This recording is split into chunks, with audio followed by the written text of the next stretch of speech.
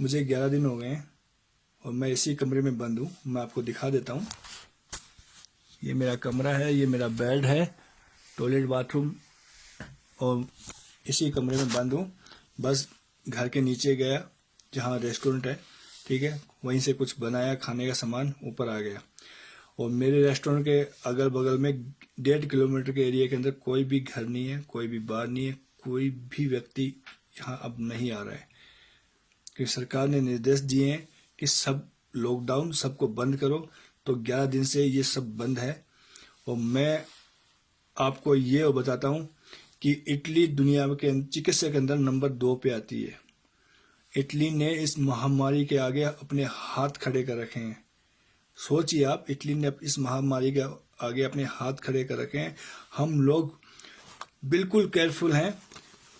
Mask का डब्बा आप देख रहे हैं, पूरा डब्बा पैकेट ला रखा मैंने, और पूरी बोतल। ये जब भी हम लोग नीचे जाते हैं अपने रेस्टोरेंट से बाहर, नीचे बाजार में नहीं बता रहा हूँ मैं, शहर में नहीं बता रहा हूँ, नीचे अपने रेस्टोरेंट से बाहर जाते हैं तो ये बोतल मेरे जेब में होती है, मास्क मेरे मुंह पे लगाया होता है।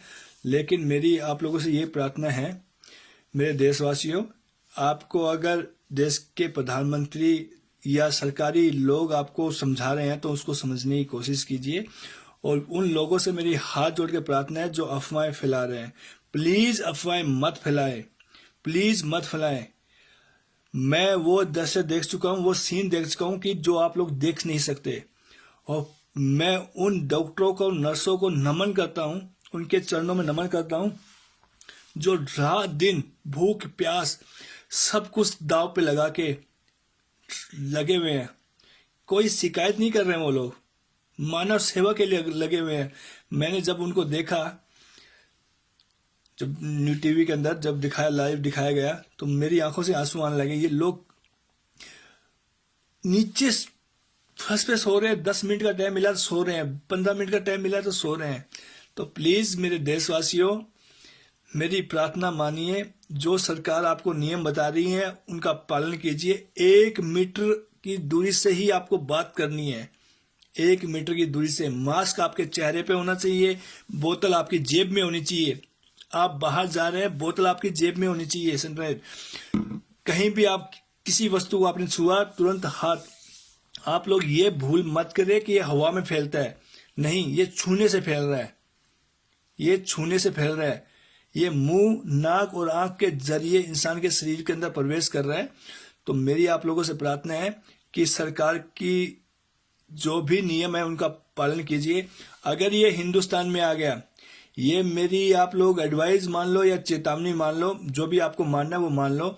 अगर ये हिंदुस्तान में आ गया, फैल गया, तो मेरे देशवासियों, मैं आपको ये चैलेंज से कह रहा हूं कि ये हिंदुस्तान में तांडव करवा देगा और लाशों का अंबार लग जाएगा। हमारे पास इतनी अच्छी चिकित्सा नहीं है। अगर किसी बंदे को डेंगू हो जाता है ना, मैं गंगानगर का रहने वाला हूँ, राशीनगर का, और अगर किसी बंदे को डेंगू हो जाता है तो उसे जयपुर या बीकानेर रेफर किया जाता है। डेंगू का इलाज नहीं है हमारे पास। तो मेरे भाइयों, मेरी आपसे प्रार्थना है कि मेरी विनती को सुने और अपने आप को सुरक्षित कीजिए, अपने परिवार को सुरक्षित कीजिए, क्योंकि 3 दिन तो आपको मालूम भी नहीं चलेगा कि ये आपको हो गया है। आप पूरे घर को ले डूबोगे, पूरे मोहल्ले को ले डूबोगे।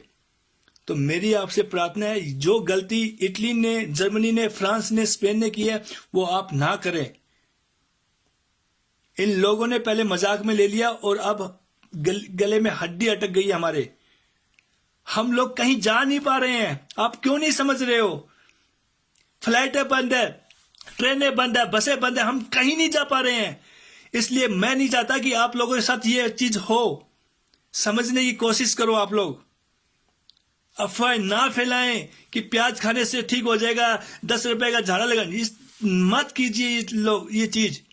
अपने घर में बैठे और अपना मेडिकल इलाज खुद कीजिए।